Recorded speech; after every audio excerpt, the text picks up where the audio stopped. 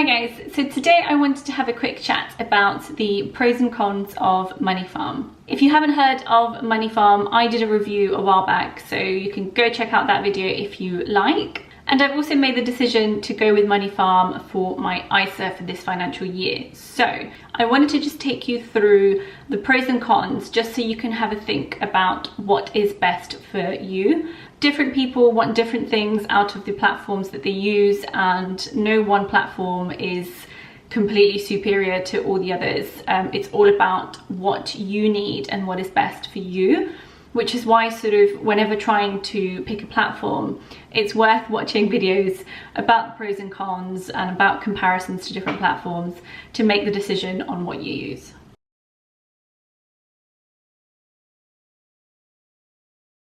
So I'm going to start with the pros, and the first thing on my list is the customer service aspect. So you've heard me talk about this before, but I'm a big fan of good customer service, and with Moneyfarm, they have multiple ways that you can get in touch with their customer service team, including things like live chat and actually calling someone on the phone. I think this is a big thing that's missing from a lot of the platforms. So this is a huge sort of pro for me when it comes to Moneyfarm.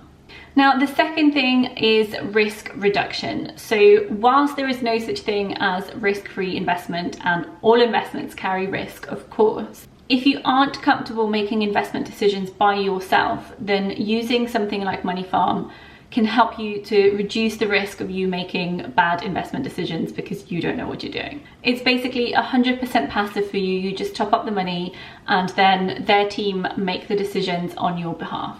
That kind of brings me on to the next point, which is the advanced portfolio management. So for a lot of people, when they aren't comfortable making the investment decisions by themselves, they tend to go for robo-advisors. And whilst that's a great option, and I'm not saying it's a bad one or anything like that, Moneyfarm has the distinction against all the other sort of robo-advisors in that they are not just a strictly robo-advisor per se.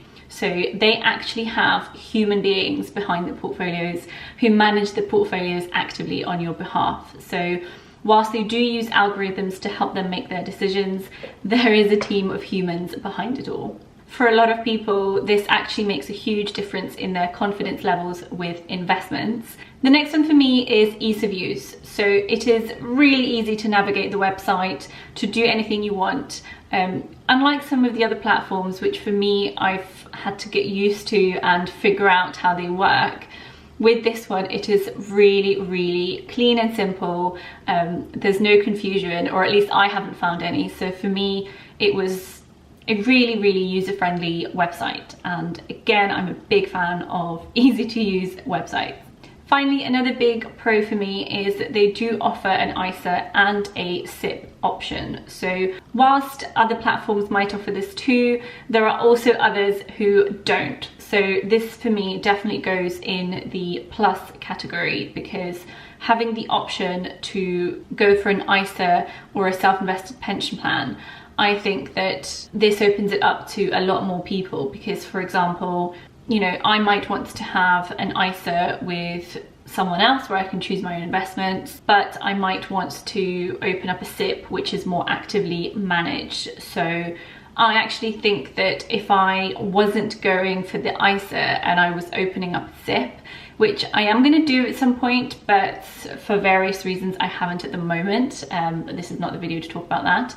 If I was going to open a SIP this year, I would probably open my SIP with Moneyfarm and then do my ISA with someone else. Because I think that with something like a SIP, I would probably want a little bit more of the human management there, and I wouldn't really want to spend much time thinking about it. But for now, I'm not going down that road, but like I said, I think this is a big pro for them. So in terms of the cons, I think that the biggest one, of course, is the fees. And this has always been sort of the biggest disadvantage to any sort of managed fund. It is obviously higher than just a passively managed portfolio. So you have to be okay with that and be aware of how that that could impact your investments. Like I said before, I think this is more for people who really don't want to manage their funds and manage what they're investing in and want to just leave it to someone else. And they do have a fee structure where the more you invest, the lower the fees then end up being. So again, this is where I start to sort of go back to that whole, it's not really for complete beginners, because you do get more out of it if you invest more money. So the next one here for me is the minimum investment amount. So you can either top up a lump sum of £5,000 and just leave it in there, or you can top up £1,500 and then commit to £100 a month direct debit. Now, I think this prices out a lot of people, but I understand that this is due to the need for diversification and having a properly diversified portfolio in the weightings that they hold. I think from my perspective, this is part of what makes them perform quite well. So whilst I see it as a bit of a disadvantage, to me, it's understandable. And the final big disadvantage for me is that you do have no control over what you invest in. Because the portfolios are managed for you, you can't really say, I want to invest in Coca-Cola or I want to invest in Johnson & Johnson. It is all completely done for you. It is all invested into ETFs.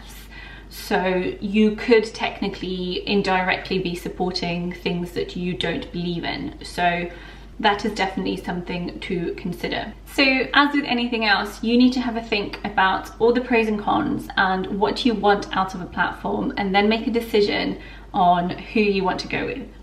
You guys know from watching my videos, I use multiple platforms, and the reason that I decided to go with Moneyfarm for my ISA for this year was because I wanted to see how they perform compared to other platforms. In my previous videos, I've mentioned that there was a study done by Boring Money where they put in the same amount of money into all of these different platforms to see how they performed, and even after the fees, Moneyfarm topped that list in terms of how they performed. So that was kind of the deciding factor for me, because whilst the fees are high, because they outperformed the others, including Vanguard, after fees, that kind of pushed me onto wanting to try out Moneyfarm for myself. And whilst I'm still comfortable sort of doing my own investing and investing into individual stocks, which I will continue doing on my other platforms, I think for the majority of my funds, I want them to be in ETFs anyway. I've mentioned that before.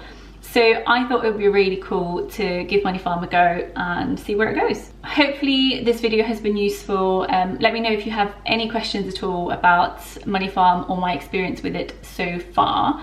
And yeah, that's it for now, and I'll see you in the next video. Bye.